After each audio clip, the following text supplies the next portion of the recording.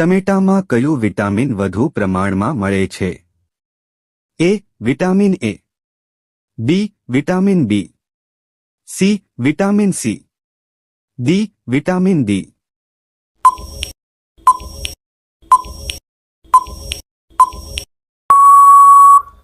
જવાબ C. Vitamin C. આમાંથી કઈ શાકભાજી જમીનમાં ઉગે છે?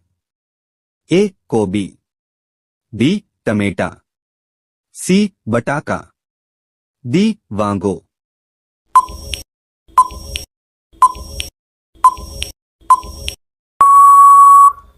જવાબ સી. બટાકા. ગાજરનું મુખ્ય પોષક તત્વ કયું છે? A. Iron, B. Carotene, C. Protein, D. Calcium.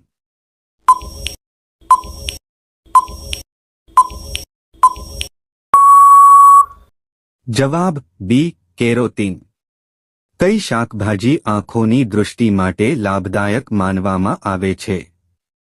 એ. ગાજર, બી. દૂધી, સી. ટમેટું, ડી. કાકડી.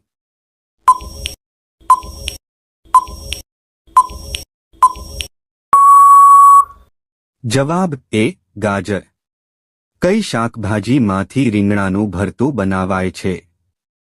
એ. બટાકા, બી. દૂધી, સી. વાંગો, ડી. મેથી.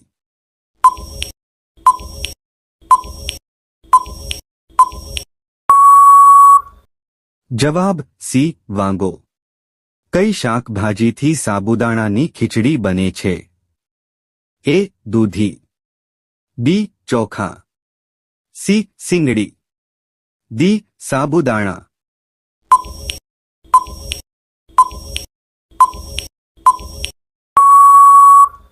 જવાબ ડી. સાબુદાણા.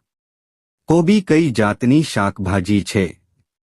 એ. પાંદડાવાળી, બી. જમીન ખાતર, સી. ફળવાળી, ડી. દાળવાળી.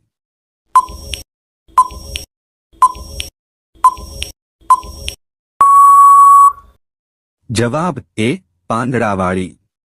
કોથમીરનો ઉપયોગ શા માટે થાય છે?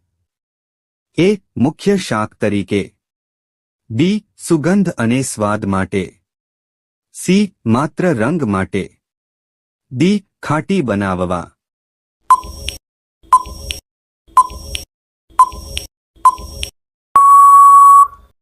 જવાબ કોમેન્ટ કરીને જણાવો.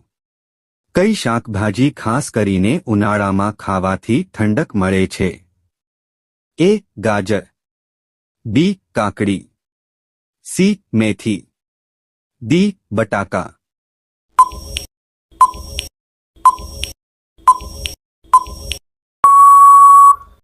જવાબ બી. કાકડી.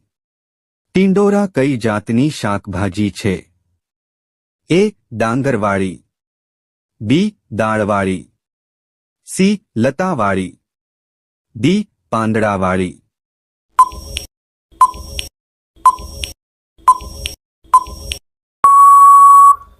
જવાબ સી. લતાવાળી.